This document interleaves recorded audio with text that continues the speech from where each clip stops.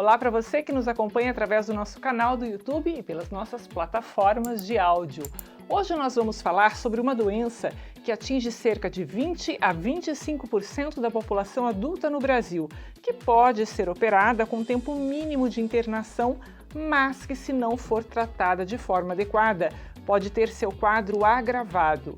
Quem fala sobre hérnias abdominais é o cirurgião do aparelho digestivo e endoscopista, Dr. Carlos de Carvalho, do Centro Médico Gastroclínica. Seja bem-vindo, doutor, tudo bem? Muito obrigado, tudo bem. Dr. Carlos, explica pra gente o que são essas hérnias abdominais.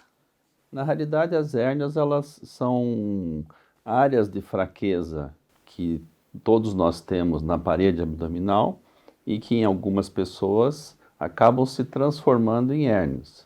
Então, na região do umbigo, na região da virilha, em outros pontos do abdômen, onde a musculatura já tem uma fraqueza praticamente congênita, né, tradicional do ser humano. E ali, às vezes, essa fraqueza aumenta e acontece esse defeito na musculatura que é uma hérnia. Ah, perfeito. E quais são os tipos de hérnias que existem? A inguinal é a mais comum? É a mais frequente da gente ver, tanto no homem como na mulher, a hérnia da região inguinal ou da virilha, como as pessoas falam, né? As hérnias do umbigo, as hérnias umbilicais também são muito frequentes. Pacientes que ganharam um pouquinho de peso, mulheres depois das gestações, onde há um aumento grande da pressão intraabdominal, tudo isso favorece que a gente piore um pouquinho essas fraquezas. Tá, o senhor falou isso, nominou algumas. Quais são as principais causas, ou aquelas que vocês observam mais no dia a dia do consultório? As inguinais são mais frequentes, e as outras hérnias que são muito frequentes também são as hérnias incisionais, que nós chamamos, onde você, de uma cirurgia prévia que você teve no teu abdômen, aquela cicatrização ali por algum motivo não evoluiu 100% e acaba formando uma área de fraqueza que vai formar uma hérnia também. E como que pode, que as pessoas podem entender ou desconfiar que aquilo pode ser uma hérnia? Tem sintoma, doutor Carlos? Normalmente é um aumento de volume e algum desconforto no local, ou então, por exemplo, numa cicatriz de uma operação, no caso das incisionais, e no caso da virilha ou do umbigo, por exemplo, que são as mais comuns, quando a pessoa faz um esforço, fica em pé, tosse, espirra, tem algum desconforto no local e aumento de volume.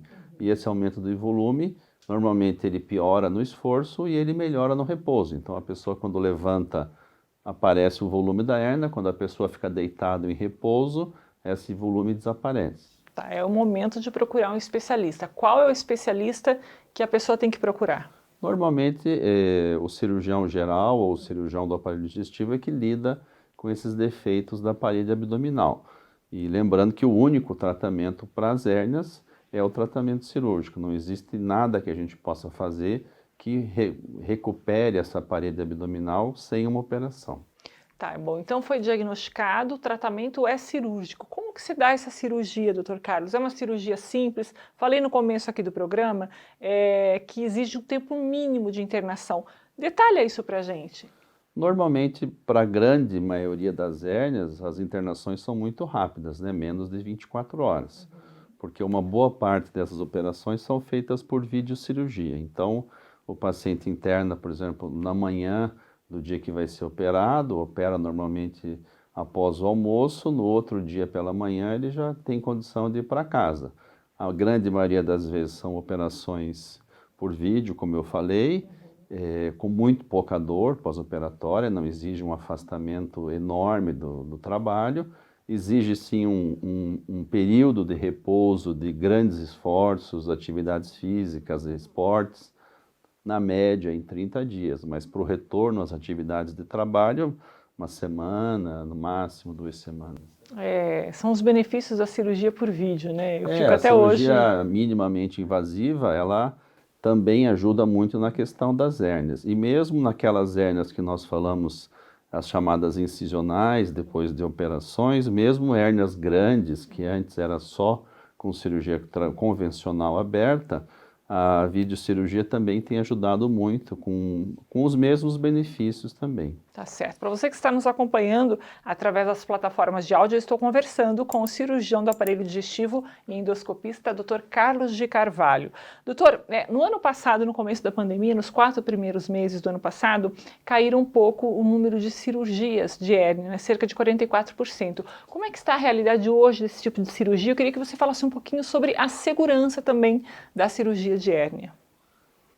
Eu acho que ainda as pessoas estão com um pouco de receio, né, de sair de casa para fazer uma consulta, para programar um tratamento como de uma operação. Eu acho que ano passado foi mais intenso isso, e hoje as pessoas perceberam que podem voltar a fazer todo o seu ritual de tratamento ou de exames, né? As cirurgias são muito seguras, porque a gente trabalha num ambiente hospitalar, normalmente sem o grande risco de misturar pacientes cirúrgicos com pacientes clínicos, né? Por exemplo, da questão do Covid. Então, isso permite que a gente consiga trabalhar com bem mais segurança para esses pacientes que precisam de operações como essa, operações de um dia de internamento praticamente. Então, a gente se sente bem seguro para fazer isso. Perfeito, doutor Carlos. Vamos falar um pouquinho dos riscos para quem tem o diagnóstico tardio e também as consequências para quem acaba postergando a cirurgia. O que pode acontecer? O maior risco de uma hérnia, normalmente, é o que a gente chama do encarceramento ou do estrangulamento, que são em situações em que esse volume que o paciente vinha notando, que era cíclico, né, que aumentava no esforço, que sumia no repouso, esse volume, num certo momento, ele permanece estático ali e o paciente começa a ter dor e aquela situação não se resolve mais espontaneamente. Isso pode significar que alguma quantidade de algum órgão intraabdominal foi comprometido, normalmente o intestino, que ocupou aquele espaço da hérnia e não regride mais. E aí esse paciente precisa de uma operação de urgência dentro de 4 a 6 horas para resolver. Porque a hérnia ela fica presa, digamos assim. Então, isso pode acontecer. Esse é o grande risco da pessoa que tem uma hérnia e não opera.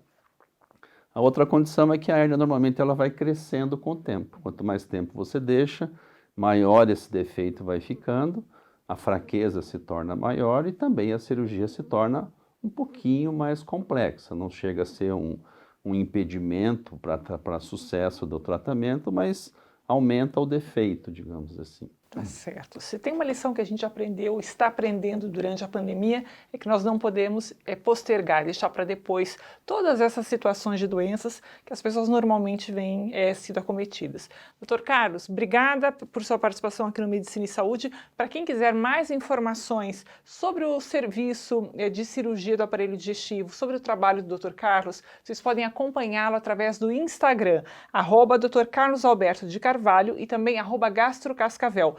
Telefone para contato, gente, para mais informações sobre procedimentos e consultas é o 45 2101 7700, que também é o número de WhatsApp.